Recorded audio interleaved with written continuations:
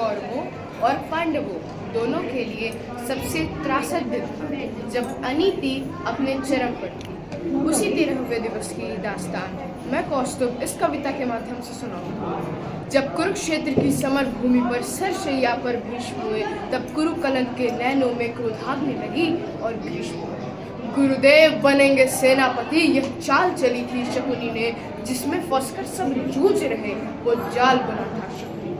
इस बार चली थी चाल अजब, जिसमें ना कोई संधि हो, गुरुवर द्वारा वह ज्येष्ठ पांडुसुत समर भूमि में बंदी। फिर पांडव सेना में गुरुवर ने ऐसा तांडव नृत्य किया सब समर मुंड से पाट दिए, कुछ ऐसा चित्र विचित्र किया। निज सेना की यह दशा देख अर्जुन को क्रोध अपार हुआ। बज उठा कृष्ण का 5 जन्य, फिर गांडीव का टंकार हुआ।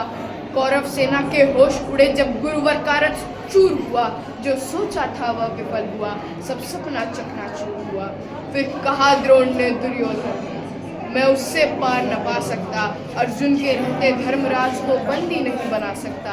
फिर कहा त्रिगर्तों ने मिलकर, हम प्राण पे प्राण लड़ाएंगे, हम अर्जुन को ललकारेंगे और दूर तलक ले जाएंगे। हम जान रहे हैं अर्जुन से पा सकता कोई पार नहीं, पर इससे बढ़कर मित्र तुम्हें मैं दे सकता उपहार।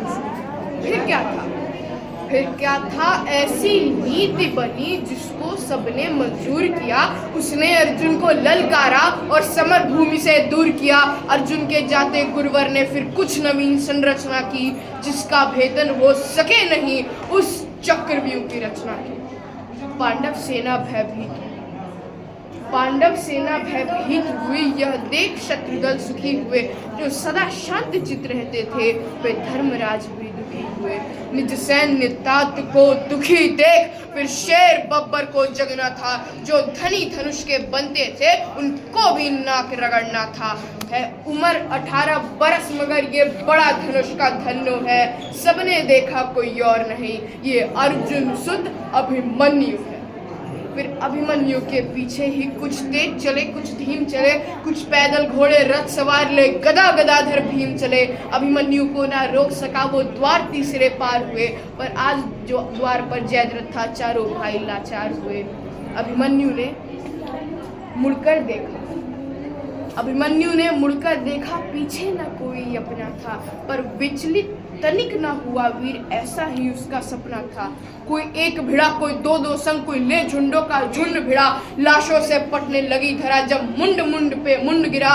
दुर्योधन दुशासन विकर्ण कृतवर्मा अश्वत्थामा को, गुरु द्रोण कर्ण को हरा दिया। फिर मारा शकुनी मामा को।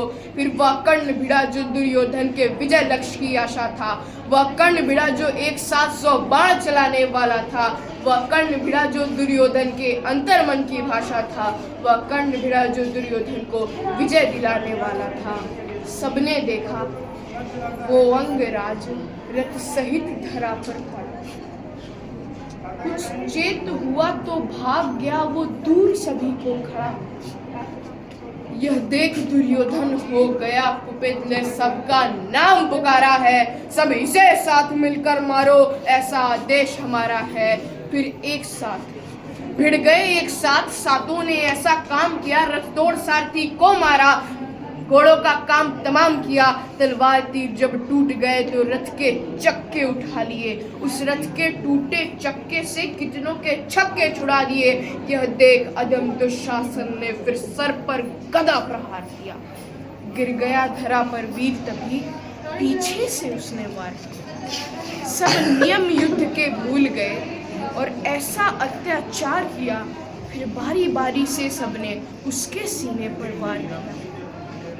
सब माया पथ की लीला है, मैं कृष्ण लिखूं घनश्याम लिखूं। कितनों को धूल चटाया है, कितने गुरुओं के नाम लिखूं। शब्दों में सहज सुशीलापन, कविता को अब विश्राम लिखो। उस बालक अभिमन्यु को अंतिम बार प्रणाम।